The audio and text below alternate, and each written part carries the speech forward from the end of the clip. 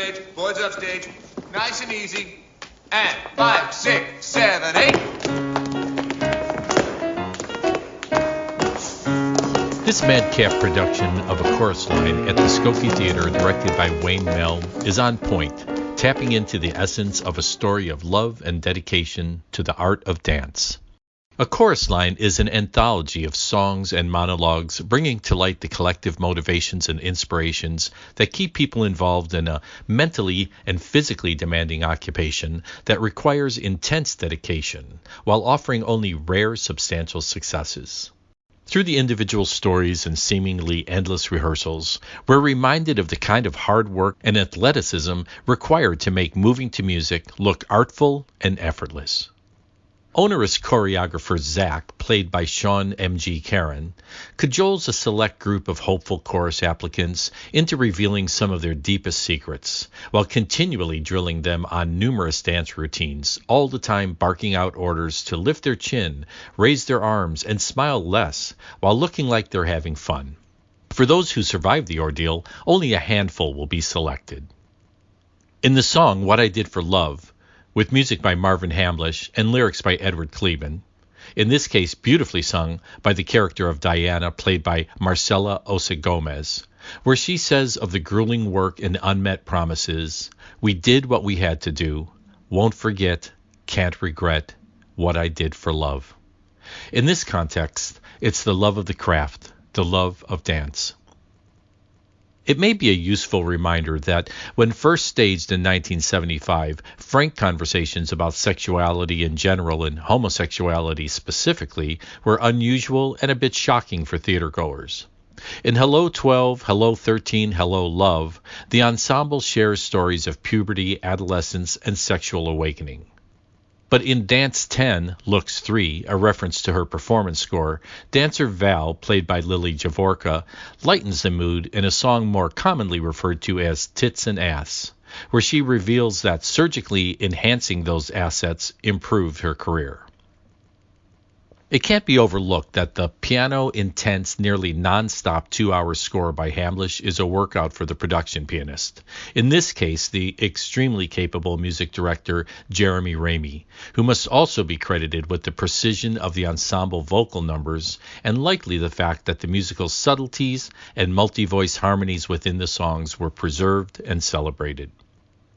Though there were a few obvious ringers, the vocal capabilities of this cast exceeded their dancing chops, but that doesn't detract from their earnest effort led by choreographer Susan Pritzker.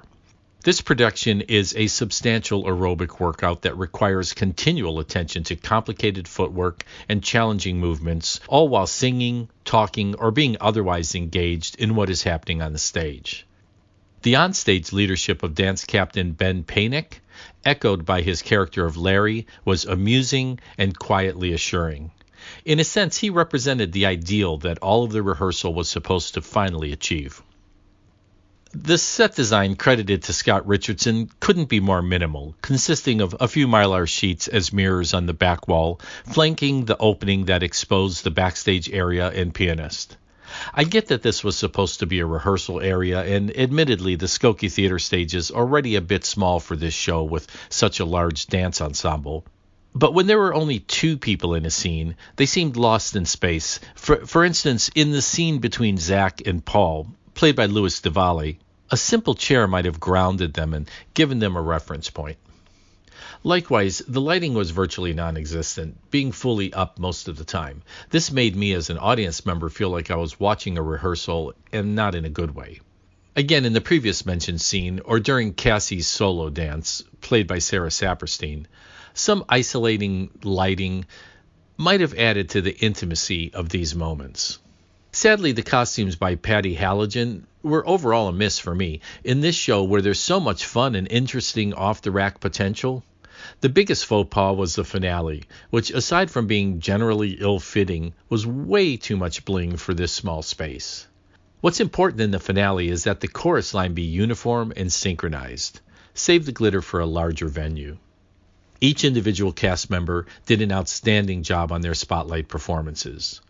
A standout for me was Emma Drazkowski as Maggie, while my wife thought Whitney Marie Wolfe as Judy was the real deal. I also thought that Del Valle's scene was very moving. Aside from a few minor gaffes as mentioned, this show was great fun and very enjoyable. The Full House is a further indication that Madcap provides an important function in Skokie, offering competent, entertaining live theater experiences to the Northside communities in a convenient, comfortable, and modern venue. A chorus line is at the Skokie Theater, 7924 Lincoln Avenue, through October 8, 2023. Running time is 2 hours with no intermission.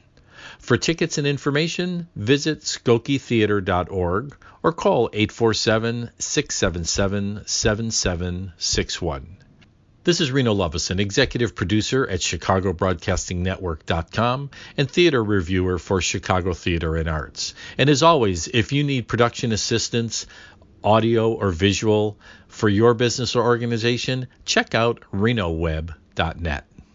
And by the way, if you're looking to make music of your own, consider piano lessons at the Lakeshore Music Studio. Visit lakeshoremusicstudio.com.